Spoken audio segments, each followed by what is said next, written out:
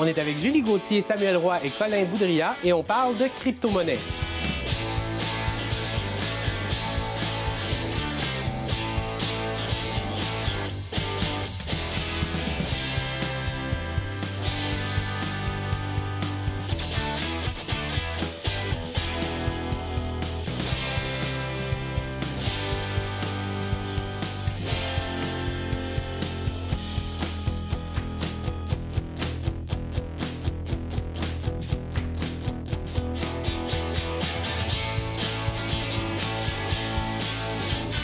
J'étais en Suisse dernièrement et mes conseillers m'ont dit que mon portefeuille de crypto-monnaie fluctuait. Alors, non, c'est pas vrai du tout. Je n'ai absolument pas de crypto-monnaie. Par contre, je pense que c'est extrêmement important de s'intéresser à ça.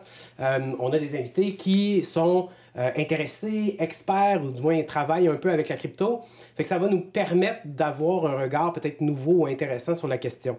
D'abord, je pense que c'est important de setter quelques bases. Est-ce que tu t'es mis riche avec la crypto? Absolument pas. En fait, j'allais dire, je suis pas du tout une experte, mais comme tu dis, je trouve ça important de s'y intéresser. Puis je m'intéressais avant tout à la technologie de la blockchain ou la chaîne de blocs qui va au-delà de la crypto-monnaie. Moi, en ce moment, je travaille à la recherche pour l'UQAR, mais j'étais dans le milieu culturel, puis il y a des tonnes d'applications à la blockchain. Puis, de fil en aiguille, je me suis aussi intéressée à la crypto-monnaie. C'est comme ça que tu es arrivé dans cet univers-là. Tu t'intéresses à la blockchain, à la crypto? Je m'intéresse à la crypto puis la blockchain, mais c'est très, très récent. Moi, en fait, je suis humoriste. J'ai un podcast qui fait de la vulgarisation humoristique. On avait fait une première saison sur QAnon, puis on se demandait de quoi on allait parler pour la deuxième saison. Et notre algorithme était fucké à cause de QAnon. On avait tout le temps de la publicité de crypto. Puis on en entendait parler tout le temps. Fait que c'est ça, la deuxième saison qui est en cours de production porte sur la crypto. Fait que j'ai fait énormément de recherches, mais c'est hyper récent dans ma vie. Okay. Puis j'ai pas de crypto. Je suis tombé là-dedans beaucoup trop tard pour que ça soit financièrement bright de le faire. Ou pas, peut-être on va voir éventuellement. Est-ce que tu es l'expert sur le plateau de la crypto-monnaie? Je pense pas être un expert, je suis simplement passionné. C'est quelque chose qui m'intéresse depuis que je l'ai découvert en 2017, un peu comme la plupart des gens ont découvert quand ça a eu le premier gros boom public. Tu fais partie d'une relative première vague, en quelque sorte, là. Oui puis non, parce que dans le fond, moi je suis quelqu'un qui essaie de jouer safe. Puis quand je l'ai découvert la crypto au début, je suis pas allé all-in comme malheureusement la plupart du monde qui sont allés.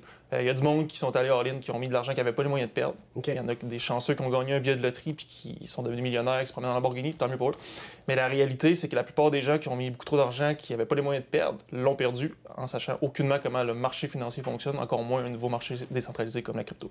J'aimerais ça que tu m'expliques un petit peu de façon grossière, là, pour pas que ça devienne plate, là. Mais c'est le blockchain, la chaîne de blocs. Pour moi, la chaîne de blocs, c'est d'essayer d'enlever les intermédiaires. T'sais, une crypto-monnaie, c'est bilatéral, décentralisé et sécurisé. Donc, décentralisé, ça veut dire on flush les grandes banques. C'est plus une grande entité financière qui gère l'ensemble des transactions. Donc, c'est des transactions pair à pair, pair to pair. Puis, c'est tellement transparent, le code est tellement ouvert à tous que ça devient très difficile de hacker ce genre de transactions-là. Pour qu'on comprenne bien, c'est-à-dire qu'il y a des milliers, des milliards peut-être d'ordinateurs, je ne sais pas, qui sous-tendent un algorithme, des calculs mathématiques, et on est capable de faire des calculs extrêmement rapides puis de dire oui, j'accepte la transaction parce que oui, effectivement, là, je me prends pour un ordinateur en ce moment, oui, effectivement, dans ce compte-là, il est supposé d'avoir tant de crypto-monnaies. Ce qui amène le fait que, comme tu l'as dit, on a théoriquement plus besoin des banques. Théoriquement. Et ça a des répercussions majeures. Parce que les banques avaient un effet de régulation et les pays devaient s'asseoir et s'entendre sur des politiques monétaires. Éventuellement, on va en parler plus tard, là, ça devient complexe et dangereux. Et ça peut être négatif aussi parce qu'en ce moment, même en démocratie, la caisse là, ou la banque, c'est elle qui décide si elle prête à toi pour une entreprise, Absolument. elle donne l'argent à une autre Absolument. personne. Donc, même en démocratie, au niveau financier, on ne l'est pas tant que ça. Est-ce qu'on a fait une bonne job à venir jusqu'à date pour expliquer la crypto? J'ai l'impression que oui. C'est tout le temps, c'est tout le temps vraiment difficile à expliquer, puis c'est tout le temps marketé de façon différente selon le public que les gens essaient d'aller chercher. Tu sais, moi, quand j'ai fouillé sur la crypto, j'ai trouvé des arguments qui étaient vraiment pour aller chercher du monde de gauche, des arguments qui étaient vraiment pour aller... C'est super large, puis j'ai l'impression que le propos s'adapte à qui essaye d'aller chercher. C'est vraiment bon, c'est fascinant parce que le contact premier qu'on a avec la crypto-monnaie en tant qu'usager, citoyen, c'est des vendeurs, c'est de la vente. Oui, puis c'est un moyen de faire du cash. Mais il y a vraiment un côté anti-institutionnel qui rejoint du monde d'extrême droite maintenant aussi, mais du monde de gauche aussi. Il y a un côté de... Libre marché qui rejoint la droite. Oui, c'est ça. Mais c'est ça, c'est comme tout mélangé de plein d'affaires. Puis idéologiquement, moi, j'ai l'impression que ça tend plus vers la droite, mais c'est marketé de façon différente selon qui essaie d'aller chercher. Ben, gauche-droite, ça prend pas beaucoup de monde ou d'expérience pour... dire, tu sais, je pourrais m'intéresser à ça parce que j'haïs les banques. Il y a beaucoup de monde qui haït les banques partout, c'est ça, c'est un bon point de départ. OK, c'est drôle parce que je voulais savoir. Premièrement, est-ce que tu aurais quelque chose à rajouter sur notre définition de la crypto-monnaie? Je vais amener le mot de désinformation, parce que d'un côté, un peu comme qu'est-ce qui est commercialisé, puis qu'est-ce que tu as dit tantôt par rapport à des annonces de devenir crypto-millionnaire rapidement, puis facilement, puis je vous vends une formation à 30 $, puis je suis millionnaire, qui la plupart du temps, c'est un peu du gros n'importe quoi. Puis qui existait avant la crypto, c'était des affaires de get rich quick qui existaient déjà, puis qui sont tombés là-dedans. Sur plusieurs marchés financiers, plusieurs façons, des ventes, même Amazon, des affaires comme ça. C'est un peu dans tout. Puis le problème avec ça, c'est qu'il y a des gens qui n'ont profité que la crypto a augmenté pour justement vendre des formations. Puis il n'y a aucune sécurité parce qu'il n'y a pas d'institution au-dessus. Fait que si tu te fais avoir après, tu n'as pas de recours. Ouais, c'est ça. Plus ton argent. Donc, la sécurité en crypto-monnaie, tu la contrôles, c'est 100%. C'est le fun d'avoir un côté décentralisé, qu'il n'y a pas de boss qui dirige, que c'est 100% toi. Mais là-dedans, il faut amener la sécurité. Il faut être pareil, Exact. Faut que tu sois responsable. Ouais. Puis il y a des trucs qu'on y pense. C'est ça qu'on y pense pas. On est habitué d'être dans un système où c'est régularisé puis c'est supervisé. Puis justement, tu as des recours quand tu n'as plus d'argent. Exactement. Tu te fais arnaquer ta carte de crédit, tu appelles à la banque, tu dis écoutez, cette transaction, c'est pas la mienne, qu'est-ce que je fais? Pas de problème, on gère votre carte, il y a des assurances pour ça. Puis ça déboule. En crypto-monnaie, je suis désolé, mais je vais envoyer un coin à Jonathan. Je l'envoie, je me trompe d'adresse. C'est fini. C'est comme mettre de l'argent dans une lettre puis pas d'adresse de retour. J'aimerais ça qu'on place aussi comment ça fonctionne physiquement.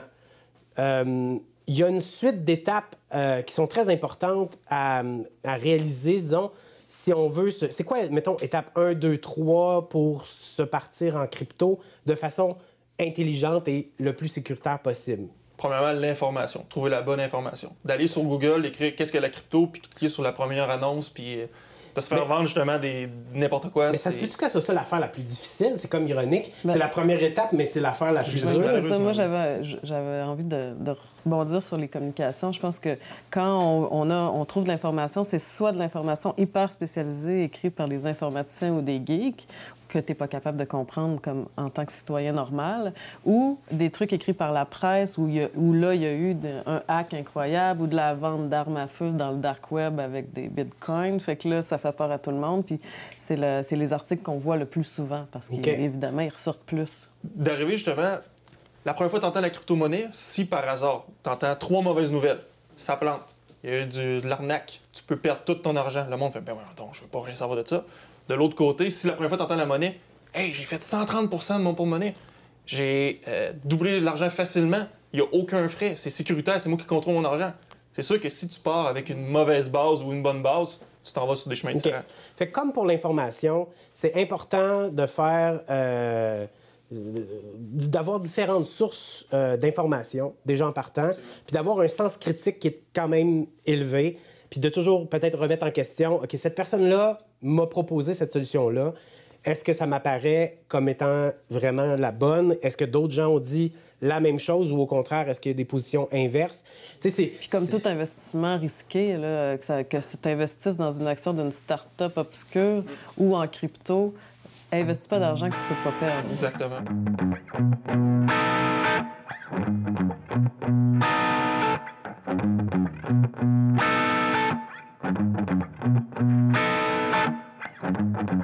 Je trouve que c'est une bonne idée, le cash de l'Internet. Moi, je ne trust pas les banques. Moi, je garde tout mon argent dans un matelas. Mais je suis smart, que je veux pas que le monde trouve mon argent, parce que je le garde dans le matelas de quelqu'un d'autre. Je vais pas vous dire c'est qui, mais mettons que c'est quelqu'un qui anime la semaine des 4 juillet. OK, c'est Julie Snyder, je l'avoue.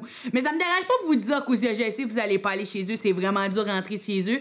La preuve, j'ai juste été capable de le faire une fois pour mettre mon cash dans le matelas. Mais c'est fou, par exemple, que tu peux aller sur l'Internet, puis tu peux starter ta propre banque. Moi, je pourrais aller chez nous tout de suite puis être une banque. Là. Peut-être que des Coco Coins, ça existe. Ton argent, tu peux en nommer n'importe quoi. Fait que tu peux avoir de l'argent que c'est des grenouilles. Tu peux avoir de l'argent que c'est des foulards. Tu peux avoir de l'argent que c'est genre du jus. Tu sais, nous autres, là, notre argent, c'est tous des vieux monsieur, sauf le 10$ à cette heure. Mais comme l'argent de l'Internet, là, n'importe quoi. Une bouteille de vin, un petit cadeau, petit de même. Un bracelet, une montre. Ton cash, ça peut être une horloge. Ton cash, ça peut être une lampe. Ton cash, ça peut être un morceau de bois qui descend une rivière tranquillement. Il y a du monde qui mine les bitcoins. Tu peux aller dans une mine, je pense que ça s'appelle Minecraft. Tu mines, puis là, tu ramasses des diamants. Tu construis des affaires avec ces diamants-là, de l'armure, des épées, n'importe quoi.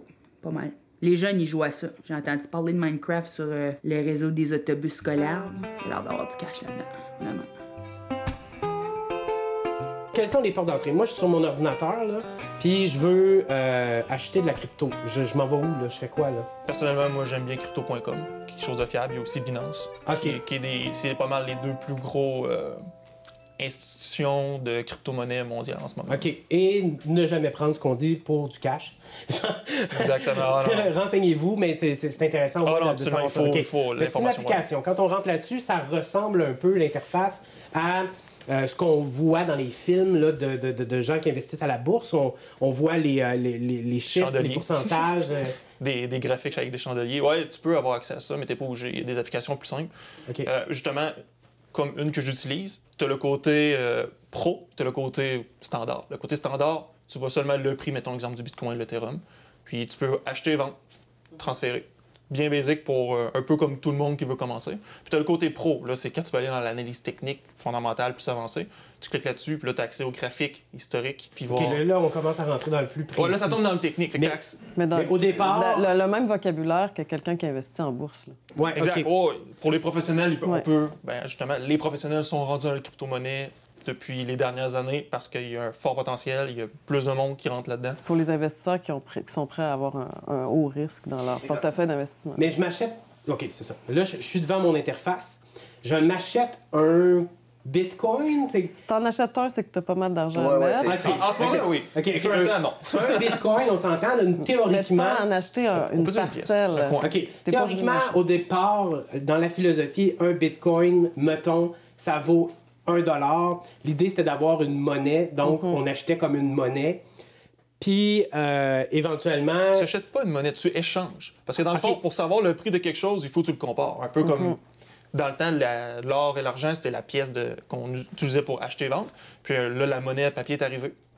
Au début, une pièce d'or, c'était $1 à un certain moment. Ouais. Les deux avaient le même pouvoir d'achat. Ouais. À l'heure actuelle, de s'imaginer qu'on pourrait aller s'acheter un once d'or avec $1 C'est canadien, Ça a pas de ça n'a bon pas de sens. bon Ah, sens, non, là, c'est ça ça. vaut des milliers de dollars. Mais quand on achète donc une pièce de monnaie virtuelle, cette pièce-là, à l'heure actuelle, elle a une valeur qui est autre. Autrement dit, c'est pour ça qu'on disait que si à l'heure actuelle, je voulais m'acheter un Bitcoin, ben ça coûterait... Faut que tu le compares avec à quoi tu veux l'acheter. Tu veux l'acheter avec du canadien, ben de voir comment un bitcoin vaut en canadien. Ah, c'est ça.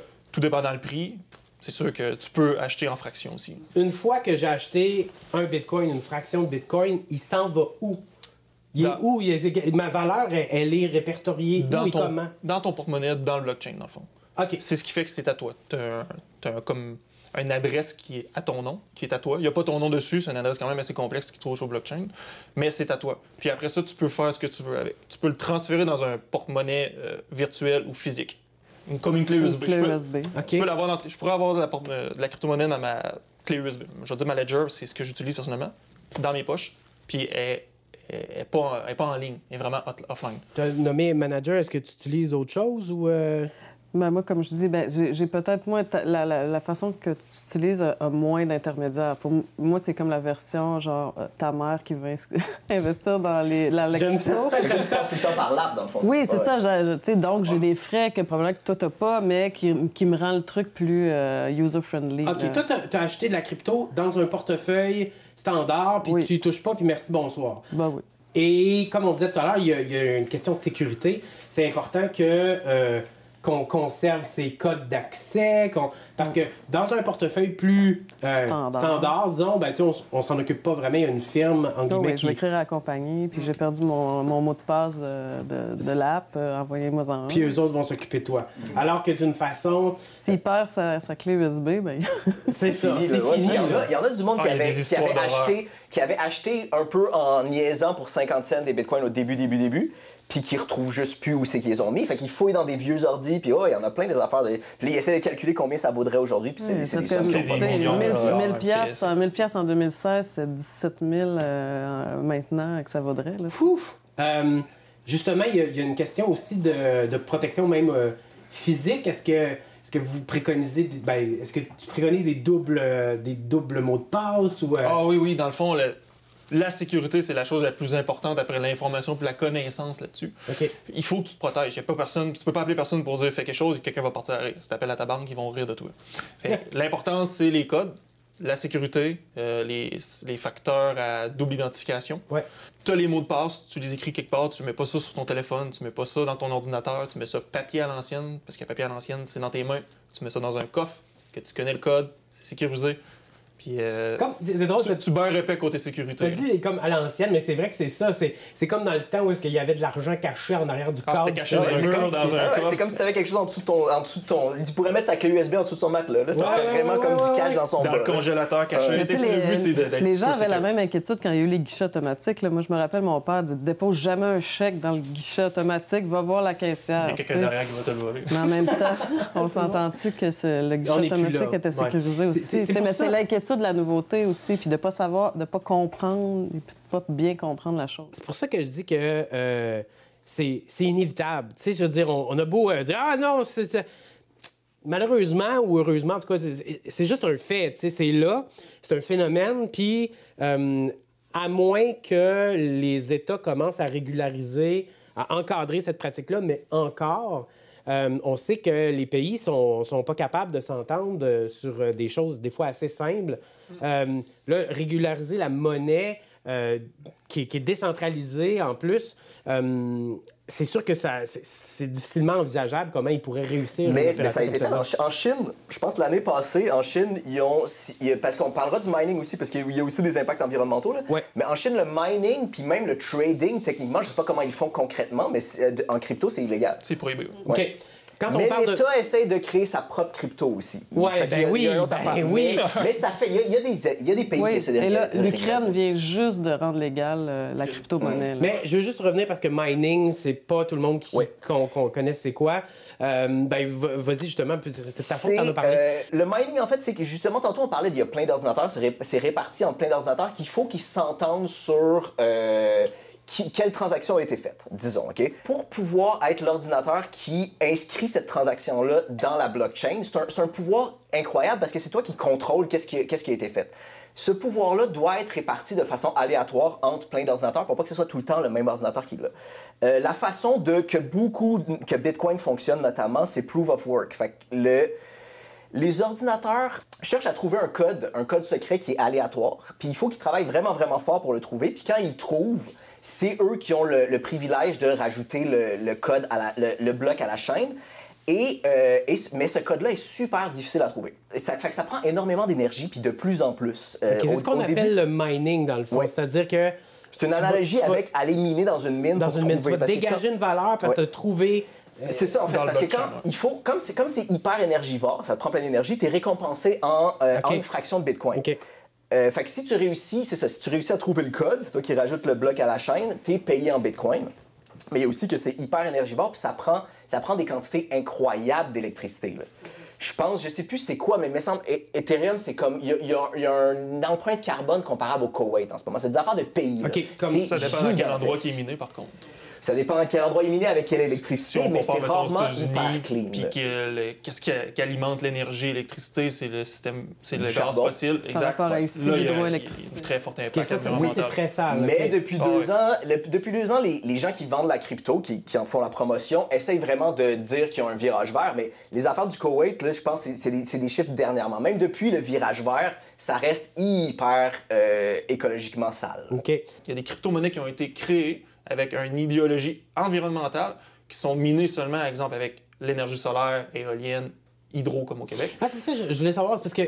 Mais ce que tu me dis, c'est qu'il y a des projets sur certaines cryptos, il y a des projets plus larges Oui, que juste exactement. acheter de l'argent pour de l'argent. là. Si on en regarde, mettons, dans le top 100 des crypto-monnaies, la plupart, on va dire au moins les 50 premières, la plupart, il y en a qui le sont pas, mais qui ont des beaux projets derrière. La problématique, en ce moment, des crypto-monnaies, quelqu'un qui est bon en informatique, un geek, dans son sous-sol, chez sa mère, il peut créer une crypto-monnaie. Souvent, ce qui arrive avec ça, il y a des pump and dump.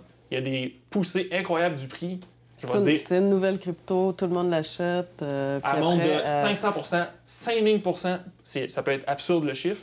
Puis qu'est-ce qui arrive après? Quand eux l'ont créé, ils la possèdent, mettons 80%, Ils se ils en retirent. distribuent. Qu'est-ce qui arrive quand ça pompe? Eux, c'est eux qui ont le plus gros contrôle, ils vendent, prennent leur profit, ça plante. Fait que tous ceux qui ont embarqué dans ce projet-là, qui est totalement absurde. Il n'y a pas de projet, justement. Ben non, c'est ça, c'est vraiment genre, Ben, ça le c'est du problème, gambling. c'est que ça prenne de la valeur vite. Ouais, puis ok. te retire Puis ça, à ça temps, là. s'apparente. Puis c'est arrivé au Québec, c'est comme Maxim Exchange, où il y a une coupe d'été. Ouais, ouais, il y a, ouais, ouais. puis c'est fou parce qu'il avait utilisé des influenceurs pour faire la promotion de ça. Fait que c'est plein de monde de 18 à 21 ans qui ont perdu Ouais. énormément d'argent Ok. parce qu'ils étaient allés chercher des jeunes. Les cryptos qui ont des projets différents le font probablement pour se démarquer, mais ultimement, le projet, c'est que ça devienne hyper populaire puis que la monnaie fasse du cash. Parce que le but, ultimement, c'est toujours que cette monnaie-là se démarque et fasse faire du cash aux gens. Il n'y a pas tant de projets de deuxième degré derrière ça. Là. C'est Mais vraiment... à quoi bon aller dans le marché financier si t'as pas l'objectif de faire de la monnaie avec? 100%. Non, c'est ça. Je suis d'accord. Mais je dis pas que c'est mal de faire du cash. Mais faisons pas croire que les crypto-monnaies veulent construire des hôpitaux. C'est pas ça, là. Ils veulent se démarquer pour être la monnaie différente sur laquelle tout le monde tripe, c'est ça qui va prendre la valeur. S'intéresser à la crypto, ça te force à t'intéresser à la politique, aux inégalités sociales. On sait que la guerre en Ukraine influence ou a influencé. Jusqu'à quel point tout ça est contrôlé par des mafias, par des pays avec des Ben, moi, une j'ai éthique l'impression discutable? qu'il y a tellement de transparence au niveau de la crypto-monnaie que pour moi, c'est l'équivalent d'essayer de voler une pomme quand il y a 10 millions de personnes autour de toi qui te regardent voler Mais la est-ce pomme. que les gens regardent vraiment quelqu'un qui achète de la drogue ou des armes avec de la crypto-monnaie? Mais il y a ça avec la monnaie traditionnelle. L'argent aussi, traditionnel, là. justement, de dire que la crypto-monnaie est utilisée pour Probablement faire plus. des achats illégaux dans le marché noir, c'est drôle. Oui, il y en a, mais l'argent que tu as dans tes poches aussi. Je pense dans un pourcentage plus faible qu'avec la monnaie Non, traditionnelle. c'est ça, mais Oui, quelque chose que je non, vais... en fait, la crypto dans un pourcentage beaucoup plus élevé parce que la grosse majorité des gens utilisent la crypto pour faire de la spéculation. Ils la gardent Ouais. puis ils veulent faire du cash. Mais les transactions, c'est en grosse partie de la fraude, de l'achat de drogue. Et une troisième affaire, je ne sais plus trop quoi, mais c'est parce que à la base, c'était vendu comme une monnaie, mais c'est très peu utilisé comme une monnaie. Il n'y a personne qui utilise ça pour faire ses transactions courantes de la vie de tous les jours, à part si c'est pour frauder quelqu'un, parce que c'est plus difficile à retracer, ou pour acheter des armes ou de la drogue. Mais cela étant dit, c'est en train de s'implanter parce qu'il y a des sociétés très crédibles comme Tesla, par exemple, qui permettent l'achat en crypto-monnaie. Puis maintenant, Ben, ils l'ont fait puis ils l'ont enlevé, en Ok. fait. Mais ouais. Est-ce que tu serais d'accord avec ça? Parce que je sais que toi, tu utilises la crypto-monnaie de façon plus transactionnelle, au niveau plus, justement, plus complexe. Est-ce que tu as l'impression qu'il y a beaucoup de fraude puis de... Oui, mais par rapport à une éducation que tu as amenée, la crypto-monnaie, en ce moment, de dire qu'on peut acheter, mettons, aller faire l'épicerie avec la crypto-monnaie Ouais. et acheter ça, ça serait complètement stupide. Ok. Il y a trop de volatilité. C'est pas encore stable. Hier, ça vaut 100, demain, ça vaut 3000, puis là, ça vaut fuck Tout all. dépendant de la crypto-monnaie, exactement. Pour le moment, de dire que moi, je possède tel nombre de bitcoins, je vais aller acheter une voiture, c'est absurde. Sincèrement, c'est pas stable. À moins C'est trop de à moins volatilité. de sortir, d'échanger contre de la monnaie normale. Exact. puis d'aller, On acheter n'est pas le encore tout. rendu dans le moment qu'il faut dire que la crypto-monnaie est là pour acheter de façon... avoir un pouvoir d'achat quotidien, exemple. OK. Ça va très, très vite. Et les États sont même plutôt... En tout cas, ils ont l'air dépassés. Puis si tu écoutes le discours de n'importe quel État, quand même, que ce soit le Québec ou des banques surtout, ils vont dire « Ah non, touchez pas à ça, tu sais, c'est bon, c'est dangereux, puis tu le quittes. » Mais dans les faits, ils le font eux-mêmes aussi en arrière parce qu'ils font des études. ouais. Mais tu Tu sais, on n'est pas c'est dupes, un là. outil qui peut être responsable du pire comme du meilleur, qui peut être bénéfique ou négatif selon ce que tu en fais. Fait que c'est drôle parce que c'est très loin de nous. C'est ce qu'on pense souvent par rapport aux technologies. Parce que la technologie, on va se créer un ordinateur qu'on ne contrôle pas, qu'on ne comprend pas. Mais c'est très près de nous aussi parce que ça force les questions éthiques, morales qui sont vraiment intrinsèques Ouais, à... puis c'est ça. Puis il y a des fois comme une guerre qui accélère ta réflexion là-dessus. Comme le télétravail, il y a quelques années, on se serait dit, bah, moi j'ai eu ça, travailler derrière un ordinateur. Là, il a fallu se revirer de bord rapidement. Puis des grandes institutions qu'on n'aurait pas pensé qui se tourneraient vers le télétravail, maintenant c'est devenu la norme. En tout cas, entre millionnaires, on a des belles conversations. Pas vrai. Merci beaucoup d'avoir clarifié un peu cette bête qui est la crypto-monnaie. On aura l'occasion d'en reparler. Je suis bien content. Merci.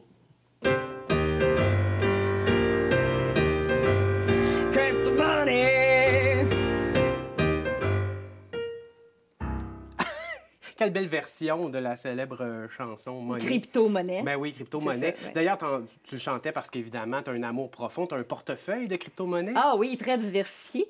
En fait, je me suis intéressée un peu à la crypto-monnaie durant le confinement parce que tu n'as vraiment rien à faire durant le confinement. Fait que tu t'en vas écouter qu'est-ce qui se passe sur les internets. Et j'ai découvert avec plusieurs personnes, c'est pas tout le monde qui est au courant de ça, mais les geeks et les nerds comprendront. Il y a eu une blague que quelqu'un a lancée il y a quelques années qui s'appelle le Dogecoin, qui est un Shiba Inu. C'est un meme. La personne a lancé... OK, t'en mort. Oui, Donc, disons. c'est un Shiba Inu. Un Shiba Inu, c'est une race de chien. Et Qui un est meme, un c'est... meme. Un meme, c'est une blague sur Internet, hein, un mème, un mémé, comme les gens disent parfois. Donc, tu as une image de ce Shiba Inu qui regarde le monde même. Puis ça fait un meme sur Internet. Ils ont pris ça pour faire une crypto-monnaie et faire une blague avec. Et ça l'a explosé dans la dernière année. Les gens qui avaient pris de l'argent là-dessus, qui avaient mis 10 piastres, ont fait 1000, ont fait... Et c'est un peu comme le Bitcoin qui avait explosé aussi un peu avant. Et moi, ça m'a donné le goût d'aller voir un peu quelles autres crypto-monnaies blagues sont sorties. Parce que les gens ont pris cet exemple-là, en fait, OK, si lui a réussi à faire tellement d'argent avec ça, il y a sûrement d'autres affaires qui vont fonctionner. Fait qu'on va créer plein d'autres crypto-monnaies en blague pour accoter le Dogecoin qui était le meme originel, qu'ils disent. J'ai une petite liste, j'ai pris mes préférés. Et ils valent tous absolument rien, là, présentement. Ah non! toutes Donc, des- c'est l'occasion rêvée. C'est là. l'occasion. Si vous voulez investir dans une crypto-monnaie de blague, c'est le moment. C'est là que ça se passe avant que ça devienne tout exploser.